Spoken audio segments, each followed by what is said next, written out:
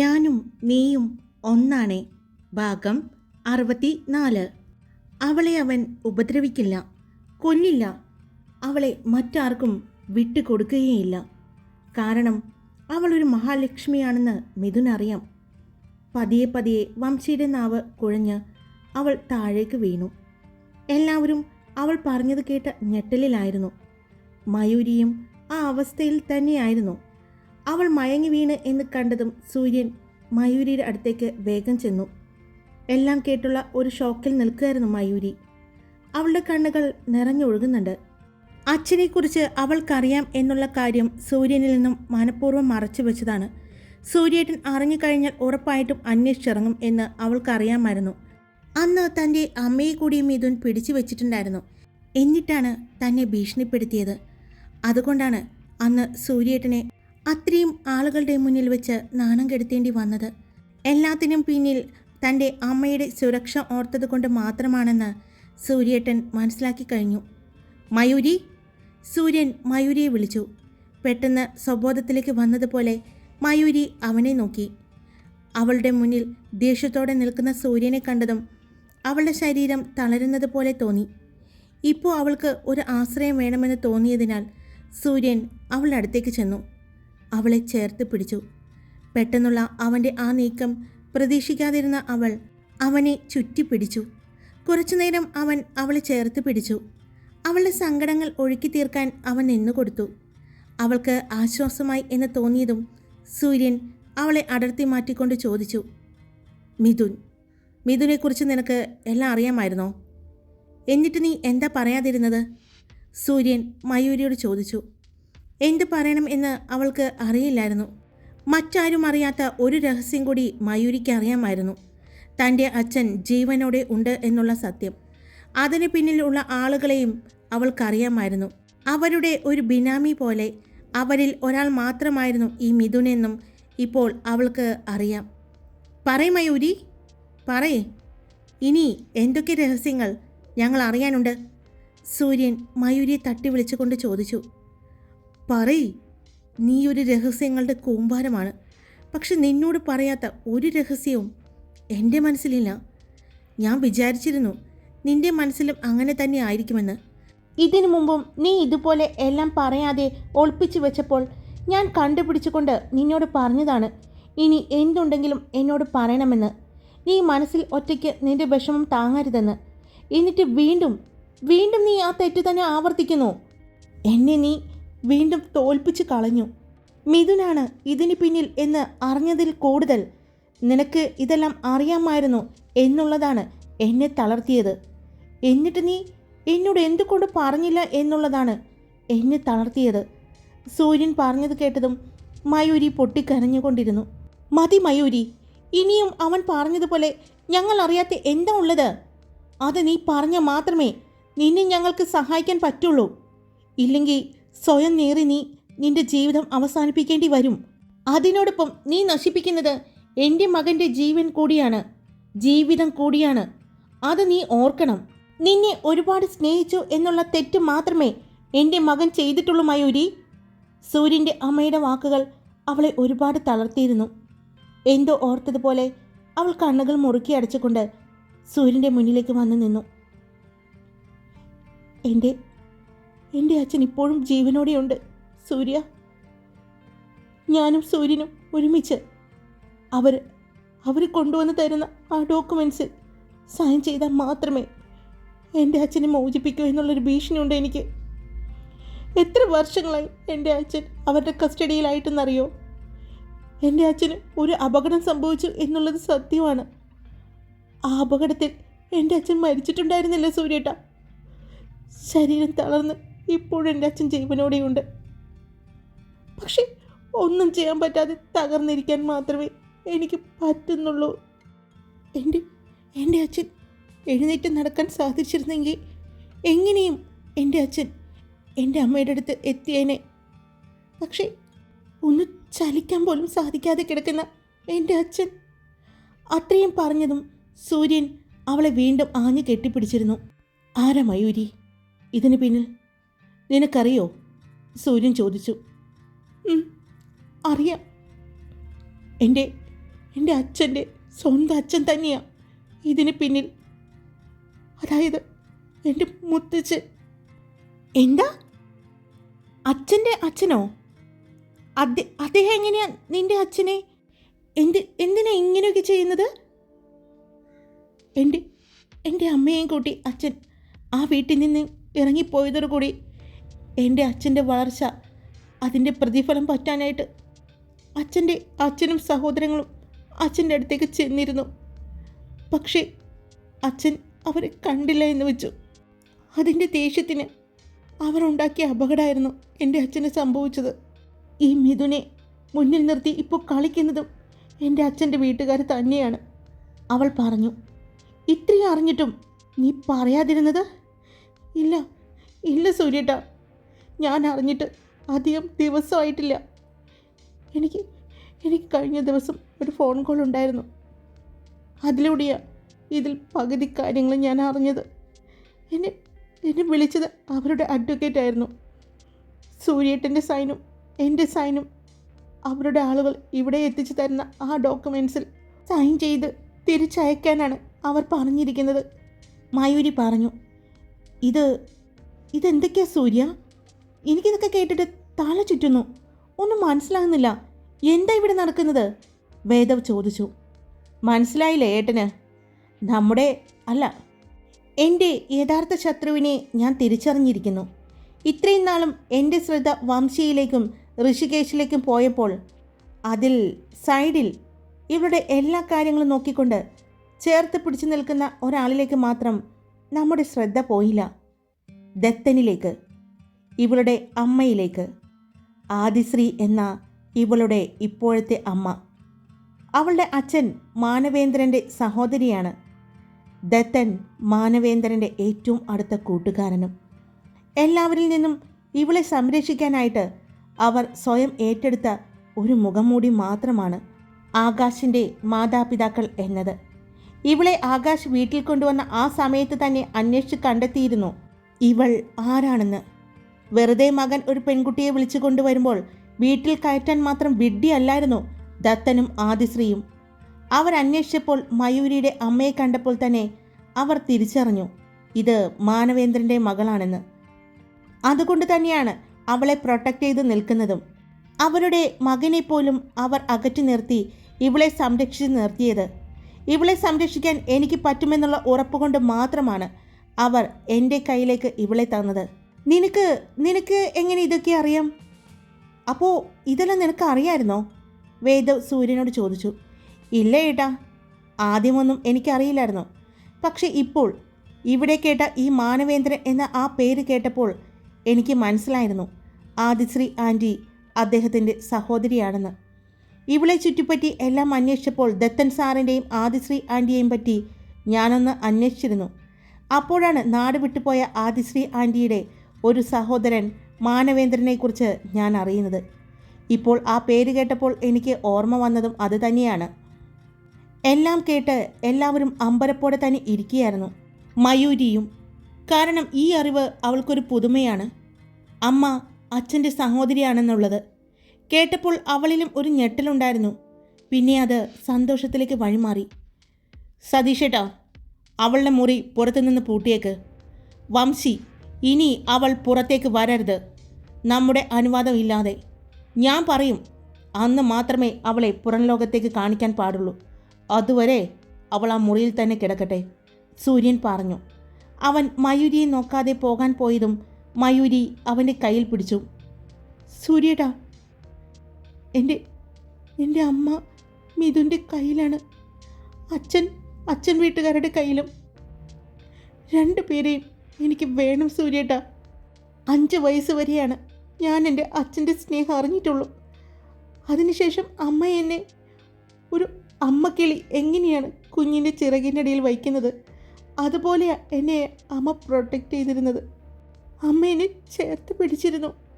പക്ഷെ ആ ചിറകുകൾ പോലും അവർ വെട്ടിയെരിഞ്ഞതാ സൂര്യേട്ടാ. അവർ പറയുന്നത് എല്ലാം ഞാൻ അവർക്ക് കൊടുക്കാം. എനിക്കെൻ്റെ അച്ഛനെയും അമ്മയും മാത്രം മതി സൂര്യേട്ടാ, മാത്രം മതി. പുറം ലോകം കാണാതെ 20 വർഷങ്ങളായി സൂര്യേട്ടാ എൻ്റെ അച്ഛൻ ജീവിക്കാൻ തുടങ്ങിയിട്ട്. എനിക്ക് വേണം സൂര്യേട്ട. എൻ്റെ അമ്മയെ അന്ന് അവൻ അമ്മയുടെ കാലിൽ വെടിവെച്ചതിന് ശേഷം ഞാൻ എൻ്റെ അമ്മയെ കണ്ടിട്ടില്ല. നശിച്ചൊരു ജന്മമാണ് എൻ്റെ. എന്നെ സ്നേഹിക്കുന്നവർക്കെല്ലാം എപ്പോഴും പ്രശ്നങ്ങൾ മാത്രമുള്ളത് കൊണ്ടാണ് ഞാൻ എൻ്റെ അമ്മയുടെയും അച്ഛൻ്റെയും ഈ അവസ്ഥ നിങ്ങൾക്ക് വരാതിരിക്കാൻ വേണ്ടിയാണ് ഞാൻ ഓടി ഒളിച്ചു കൊണ്ടിരുന്നത്. പക്ഷേ അവരെനിക്ക് തിരിച്ചു നേടിത്തരാൻ എന്നെ ഒന്ന് സഹായിക്കുമോ? ആ സ്വത്തുക്കളെല്ലാം ഞാൻ മാത്രം സൈൻ ചെയ്ത് കൊടുത്താൽ മതിയായിരുന്നെങ്കിൽ ഞാൻ ഇതിനു മുമ്പ് ചെയ്തേനെ. പക്ഷേ എൻ്റെ ഒരാളുടെ സൈൻ കൊണ്ട് മാത്രം അവർക്ക് കാര്യമില്ല. സൂര്യേട്ടൻ കൂടി വേണം. അല്ലായിരുന്നെങ്കിൽ പണ്ടേ ഞാൻ ഇതറിഞ്ഞപ്പോൾ തന്നെ അവർക്ക് വിട്ടുകൊടുത്തേനെ. എൻ്റെ അച്ഛനെയും അമ്മയും തിരിച്ച് പിടിച്ചേനെ. ഇനിയും ഞാൻ കാത്തിരുന്ന എനിക്ക് എൻ്റെ അച്ഛനെയും അമ്മയും നഷ്ടപ്പെട്ടു പോകും സൂര്യേട്ടാ. പ്ലീസ്, ഞാൻ കാല് പിടിക്കാം. എനിക്ക് എൻ്റെ അച്ഛനുണ്ടാക്കിയ ഒരു തരി സ്വത്ത് പോലും വേണ്ട. എല്ലാവർക്കും കൊടുക്കാം. പകരം എൻ്റെ അച്ഛനെയും അമ്മയും എനിക്ക് തിരിച്ചു തന്നാൽ മതി. എനിക്ക് ജന്മം തന്നത് കൊണ്ട് മാത്രമായിരിക്കും അവർ ഇതൊക്കെ അനുഭവിക്കേണ്ടി വന്നത്. ഇപ്പോൾ സൂര്യേട്ടൻ്റെ കൂടെ ജീവിക്കാൻ തുടങ്ങിയപ്പോൾ സൂര്യേട്ടനും അനുഭവിക്കേണ്ടി വരുന്നു. എനിക്ക് എല്ലാവരെയും ഒരുമിച്ച് വേണം. ഒരാൾക്ക് വേണ്ടി മറ്റൊരാളെ നഷ്ടപ്പെടുത്താൻ എനിക്ക് പറ്റില്ല. അവൾ കരഞ്ഞുകൊണ്ട് സൂര്യൻ്റെ കയ്യിൽ പിടിച്ചു. മയൂരി തളർന്ന് താഴേക്ക് വീഴുമെന്ന് തോന്നിയതും സൂര്യൻ അവളെ ചേർത്ത് പിടിച്ചു. അവളെ അവൻ്റെ നെഞ്ചിലേക്ക് ചേർത്ത് പിടിച്ചുകൊണ്ട് അവൻ അവളുടെ മുഖത്തേക്ക് നോക്കിക്കൊണ്ട് പറഞ്ഞു, നീ പറഞ്ഞില്ലെങ്കിലും നിൻ്റെ അച്ഛനെയും അമ്മയെയും നിൻ്റെ മുന്നിൽ കൊണ്ടുവന്ന് തരും. പക്ഷേ അന്ന് നിനക്ക് മനസ്സിൽ തട്ടി പറയാൻ പറ്റണം, ഇനി സൂര്യനാരായണൻ അറിയാത്തതൊന്നും നിൻ്റെ മനസ്സിലില്ല എന്ന്. അന്ന് മാത്രമേ ഇനി ഞാൻ നിൻ്റെ പഴയ സൂര്യേട്ടനാകൂ. അതുവരെ നീ എൻ്റെ ഭാര്യയും എൻ്റെ കുഞ്ഞിൻ്റെ അമ്മയും മാത്രമായിരിക്കും. അവൻ അവളുടെ കണ്ണുകളിലേക്ക് നോക്കിക്കൊണ്ട് പറഞ്ഞതും അവൾ കരഞ്ഞുകൊണ്ട് അവൻ്റെ നെഞ്ചിലേക്ക് ചേർന്നു. എത്രയൊക്കെ പറഞ്ഞിട്ടും അവൻ അവളെ ചേർത്ത് പിടിക്കാതിരിക്കാൻ കഴിഞ്ഞില്ല. അവൻ അവളെ അപ്പോഴും ചേർത്ത് പിടിച്ചിരുന്നു. പിന്നെ അവൻ ഭവ്യയെ നോക്കി കണ്ണ് കാണിച്ചതും അവൾ വന്ന് മയൂരിയെ അവൻ്റെ അടുത്ത് നിന്ന് ചേർത്ത് പിടിച്ചു. അവളെ ഭവ്യയെ ഏൽപ്പിച്ചുകൊണ്ട് സൂര്യൻ ആ റൂമിൽ നിന്ന് പുറത്തേക്ക് ഇറങ്ങാൻ പോയതും സൂര്യേട്ട എന്നുള്ള അവളുടെ വിളി കേട്ടതും സൂര്യൻ അവിടെ തന്നെ നിന്നു. പിന്നെ തിരിഞ്ഞു നോക്കി. എനിക്ക് ഇനിയൊരു നഷ്ടം കൂടി താങ്ങാൻ പറ്റില്ല. നിങ്ങളിൽ ആർക്കെങ്കിലും എന്തെങ്കിലും സംഭവിച്ചാൽ പിന്നെ മയൂരി ജീവനോടെ കാണില്ല. എന്തിനു വേണ്ടിയാണ് അവർ എന്നെ ഇത്രയും ദ്രോഹിച്ചത്, എനിക്ക് നഷ്ടങ്ങൾ ഉണ്ടാക്കിയത്? അത് അവർക്ക് കിട്ടാതിരിക്കാൻ എൻ്റെ ജീവൻ വേണമെങ്കിലും ഞാൻ കളയും. എനിക്ക് അങ്ങനെ അവരോട് പ്രതികാരം ചെയ്യാൻ അറിയൂ. അതുകൊണ്ട് പറയുക, ഇനി ഒരു നഷ്ടം കൂടി താങ്ങാൻ ഈ മയൂരി ഈ ഭൂമിയിൽ ഉണ്ടാകില്ല. എനിക്ക് ജീവിക്കണം, എൻ്റെ അച്ഛൻ്റെയും അമ്മയുടെയും കൂടെ. അവളത് പറഞ്ഞതും സൂര്യൻ അവളുടെ മുഖത്തേക്ക് നോക്കി. പിന്നെ എൻ്റെ സൂര്യേട്ടൻ്റെ ഭാര്യയായി, എൻ്റെ കുഞ്ഞിൻ്റെ അമ്മയായി, ഈ വീടിൻ്റെ, ഈ ഗോകുലം തറവാടിൻ്റെ മരുമകളായി നിങ്ങളുടെ എല്ലാവരുടെയും കൂടെ എനിക്ക് ജീവിക്കണം. ഇത്രയും നാളും അനുഭവിച്ച സ്നേഹം എനിക്ക് നഷ്ടപ്പെടാൻ വയ്യ. നിങ്ങളെക്കാൾ വലുതല്ല എനിക്ക് എൻ്റെ അച്ഛനുണ്ടാക്കിയ സ്വത്തുക്കൾ. അതവരെടുത്തോട്ടെ. പക്ഷേ അതിന് പകരം ഞാൻ അവരോട് ആവശ്യപ്പെടുന്നത് എൻ്റെ അച്ഛനെയും അമ്മയെയുമാണ്. എൻ്റെ ജീവനെയും എൻ്റെ ജീവിതവുമാണ് ഞാൻ അവരോട് ചോദിക്കുന്നത്. അതുകൊണ്ട് എല്ലാം എഴുതി കൊടുക്കാൻ തയ്യാറാണ് സൂര്യേട്ടൻ. സൂര്യേട്ടൻ അവരെ ഒന്ന് അറിയിച്ചു കൊള്ളും. മയൂരി പറഞ്ഞതും തിരിഞ്ഞു നിന്നുകൊണ്ട് സൂര്യൻ പറഞ്ഞു, നിന്റെ അച്ഛനുണ്ടാക്കിയ സമ്പത്തൊന്നും ആർക്കും വിട്ടുകൊടുക്കാൻ ഈ സൂര്യനാരായണൻ തയ്യാറല്ല. ആ മനുഷ്യൻ്റെ കഷ്ടപ്പാടിൻ്റെ ഫലമാണ് അതെങ്കിൽ തിരിച്ചു പിടിച്ച് തന്നിരിക്കും. അതിനോടൊപ്പം തന്നെ നിന്റെ നഷ്ടപ്പെട്ടു പോയ അച്ഛനെയും അമ്മയെയും നിന്റെ മുന്നിൽ കൊണ്ടുവന്ന് ഞാൻ നിർത്തിയിരിക്കും. അത് അദ്ദേഹത്തിൻ്റെ സ്വത്തുക്കളോടുള്ള ആഗ്രഹം കൊണ്ടല്ല, ആ മനുഷ്യൻ ഇത്രയും നാളും അനുഭവിച്ച വേദനയുടെ ഫലമാണ്. എന്തിനു വേണ്ടിയാണ് ആ മനുഷ്യൻ ഇത്രയും നാളും കഷ്ടപ്പെട്ടത്, ആ വേദന അനുഭവിച്ചത്, ഈ പുറം ലോകം കാണാതെ ഇരുന്നത്? അത് നിൻ്റെ കയ്യിലേക്ക് എത്തുമെന്നുള്ള പ്രതീക്ഷ കൊണ്ടാണ്. താൻ കഷ്ടപ്പെട്ടത് തൻ്റെ മകൾക്ക് ഉപകാരപ്പെടും എന്നുള്ള പ്രതീക്ഷ കൊണ്ട് മാത്രമാണ്. അതുകൊണ്ട് അത് നഷ്ടപ്പെടുത്താൻ ഈ സൂര്യനാരായണൻ തയ്യാറല്ല എന്ന് പറഞ്ഞ് സൂര്യൻ അവിടെ നിന്നും നടന്നുപോയി. മയൂരി അപ്പോഴും ഭവ്യയുടെ നെഞ്ചിലേക്ക് ചേർന്ന് കരഞ്ഞുകൊണ്ടിരുന്നു. സീതയും രക്ഷയും അവളെ ചേർത്ത് പിടിച്ചു. അമ്മയും അച്ഛനും മുത്തശ്ശിയും കുഞ്ഞിനെയും കൊണ്ട് പുറത്തേക്ക് പോയി. പുറത്ത് അവർ ചെല്ലുമ്പോൾ ലിവിംഗ് റൂമിൽ സൂര്യൻ ഇരിക്കുന്നുണ്ട്. അവൻ ഫോണിൽ ആരോടും സംസാരിച്ചു കൊണ്ടിരിക്കുകയാണ്. അവൻ്റെ അടുത്ത് തന്നെ എല്ലാവരും ഉണ്ട്. ഫോൺ വെച്ച് കഴിഞ്ഞതും സൂര്യൻ എല്ലാവരെയും നോക്കി. എല്ലാവരും അവൻ്റെ മുഖത്ത് തന്നെ നോക്കിയിരിക്കുകയായിരുന്നു. എന്താ സൂര്യ നിന്റെ തീരുമാനം? വേദവ് ചോദിച്ചു. എൻ്റെ തീരുമാനം ഞാൻ പറഞ്ഞു കഴിഞ്ഞു ഏട്ടാ. മയൂരി, അവൾക്ക് അവളുടെ അച്ഛനെ കണ്ടുപിടിച്ച് കൊടുക്കണം എനിക്ക്. മയൂരി പറയുന്നത് പോലെ അല്ല ഏട്ടാ കാര്യങ്ങൾ. ഈ ഗാലക്സി ഗ്രൂപ്പ് ചെറിയൊരു സംരംഭം അല്ല, കോടികൾ ആസ്തിയുള്ളതാണ്. അത് ഒരു ട്രസ്റ്റിൻ്റെ കീഴിലാണ്. സൂര്യൻ പറഞ്ഞു. ട്രസ്റ്റിൻ്റെ കീഴിലോ? അപ്പോൾ മയൂരിക്ക് അവകാശപ്പെട്ടതാണെന്ന് പറഞ്ഞിട്ട്? അനന്തൻ ചോദിച്ചു. അതെ ഏട്ടാ, മയൂരിക്ക് തന്നെ അവകാശപ്പെട്ടതാണ്. പക്ഷേ അതൊരു ട്രസ്റ്റിൻ്റെ കീഴിലാണ്. ആ ട്രസ്റ്റിൽ 4 അംഗങ്ങളാണുള്ളത്. ആദ്യത്തെ അംഗം മാനവേന്ദ്രൻ എന്ന അവളുടെ അച്ഛൻ. രണ്ടാമത്തെ അംഗം അവളുടെ അമ്മ ഗായത്രി കൃഷ്ണനല്ല, ഗായത്രി മാനവേന്ദ്രൻ. മൂന്നാമത്തെയാൾ മയൂരി മാനവേന്ദ്രൻ എന്ന മയൂരി സൂര്യനാരായണൻ. അത്രയും പറഞ്ഞതും അടുത്തത് ആരാണ് എന്നറിയാനുള്ള ആകാംക്ഷയിൽ എല്ലാവരും സൂര്യനെ നോക്കി. നാലാമത്തെയാൾ ഗോകുലം വീട്ടിൽ സൂര്യനാരായണൻ എന്ന ഞാനാണ്. മയൂരി വിവാഹം കഴിക്കാൻ പോകുന്ന ആളായിരിക്കും 4ാമത്തെ അംഗമെന്ന് മാനവേന്ദ്രൻ വ്യക്തമായി എഴുതിയിട്ടുണ്ട്. ഈ 4 പേരിൽ ആരെങ്കിലും ഒരാൾ ജീവിച്ചിരുന്നാൽ ആ സ്വത്തുക്കളെല്ലാം അയാളുടെ പേരിലായിരിക്കും. അതിൻ്റെ പൂർണ്ണ ഉത്തരവാദിത്തം ആ ഒരാളിലായിരിക്കും. ഇനി അഥവാ 4 പേരും ജീവനോടെ ഇല്ലെങ്കിൽ ഈ ഗാലക്സി ഗ്രൂപ്പ് എന്ന ഈ ബിസിനസ് സാമ്രാജ്യം ഗവൺമെൻറ്റിൻ്റെ കയ്യിലേക്കെത്തും. അതുകൊണ്ട് ഈ 4 പേരും ജീവനോടെ ഇപ്പോഴും ഉള്ളത്. ഞങ്ങളുടെ 4 പേരുടെയും ജീവൻ കാത്തു സൂക്ഷിക്കേണ്ടത് അവരുടെ ആവശ്യമായി കഴിഞ്ഞു, സൂര്യൻ പറഞ്ഞു. അല്ല സൂര്യ, നീ ഇതൊക്കെ എങ്ങനെ ഇത്രയും നന്നായിട്ട് മനസ്സിലാക്കി? നിനക്കിതൊക്കെ നേരത്തെ അറിയാമായിരുന്നോ? വേദവ് ചോദിച്ചു. അതിന് സൂര്യൻ ഒന്ന് ചിരിച്ചു. മയൂരിയുടെ ഫോൺ ഇത്രയും നാളും ഓഫായിരുന്നു. അത് ഓണാക്കി അവിടെ വെച്ചത് ആ ഫോണിൽ ആരെങ്കിലും അവളെ വിളിക്കുമെന്ന് എനിക്ക് ഉറപ്പായിരുന്നു. അവൾ എവിടെയാണെന്ന് അവളുടെ ലൊക്കേഷൻ അറിയാനെങ്കിലും അവർ വിളിക്കും.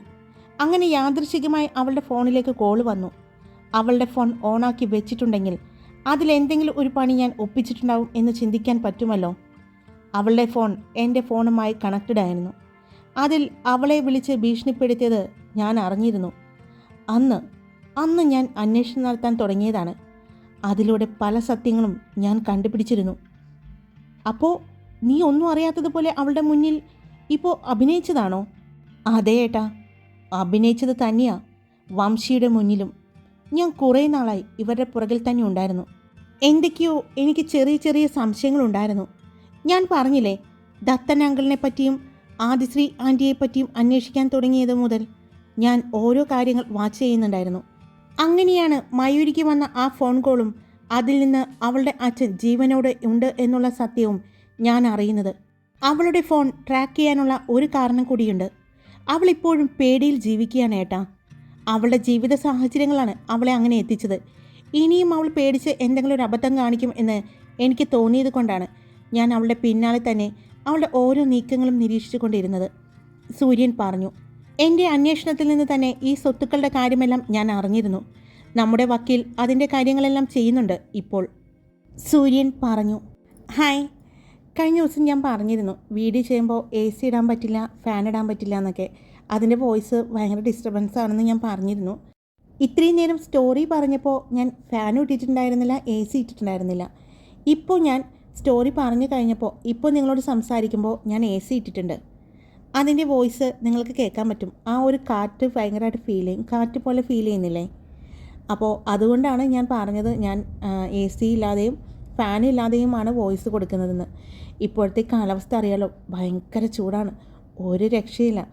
ഒരു സ്റ്റോറിക്ക് വോയിസ് കൊടുത്ത് കഴിയുമ്പോൾ തന്നെ ഞാൻ വേർത്ത് കുളിക്കും. പിന്നെ ഫാൻ ഇട്ട് AC ഇട്ടൊക്കെ ഒന്ന് ഓക്കെ ആയി അത് എഡിറ്റ് ചെയ്ത് കട്ട് ചെയ്ത് വിട്ടതിന് ശേഷമാണ് അടുത്ത സ്റ്റോറിക്ക് ചെയ്യുന്നത്. കാരണം അത്രയ്ക്ക് ഞാൻ ടയർഡാവും ഈ ചൂട് കൊണ്ട്. ഞാൻ അതിൻ്റെ കാരണം പറഞ്ഞത് മാത്രം കേട്ടോ. ഇനി താൻ എന്തിനാണോ ഇത്രയും ബുദ്ധിമുട്ടി ഇങ്ങനെ ചെയ്യാൻ നിൽക്കണത് എന്നുള്ള ചോദ്യമൊന്നും ചോദിക്കണ്ട കേട്ടോ. എൻ്റെ ഇഷ്ടം കൊണ്ട് മാത്രമാണ് ചെയ്യുന്നത്. പിന്നെ എനിക്ക് നിങ്ങളെ കമൻറ്റ്സ് വായിക്കാൻ ഒരുപാട് ഇഷ്ടമാണ്. അപ്പോൾ നിങ്ങളുടെ കമൻറ്റ്സും ലൈക്കൊക്കെ കാണുമ്പോൾ ഭയങ്കര സന്തോഷം തോന്നാറുണ്ട്. അതുകൊണ്ടാണ് സത്യം പറഞ്ഞാൽ എനിക്ക് ഈ സ്റ്റോറി വീണ്ടും വീണ്ടും ചെയ്യാനുള്ള ഒരു ഇഷ്ടം കൂടുന്നത്. അപ്പോൾ ആ ഇഷ്ടത്തിന് വേണ്ടി നിങ്ങളുടെ ലൈക്കും നിങ്ങളുടെ കമൻറ്റ്സും പോന്നോട്ടെ. അപ്പോൾ ഇഷ്ടപ്പെട്ടാൽ ലൈക്ക് ചെയ്യുക, നിങ്ങളുടെ അഭിപ്രായങ്ങൾ കമൻറ്റ് ചെയ്യുക. സബ്സ്ക്രൈബ് ചെയ്യാതെ കേൾക്കുന്നവരുണ്ടെങ്കിൽ സബ്സ്ക്രൈബ് ചെയ്ത് സപ്പോർട്ട് ചെയ്യുക. Love you all. It's me Karthika.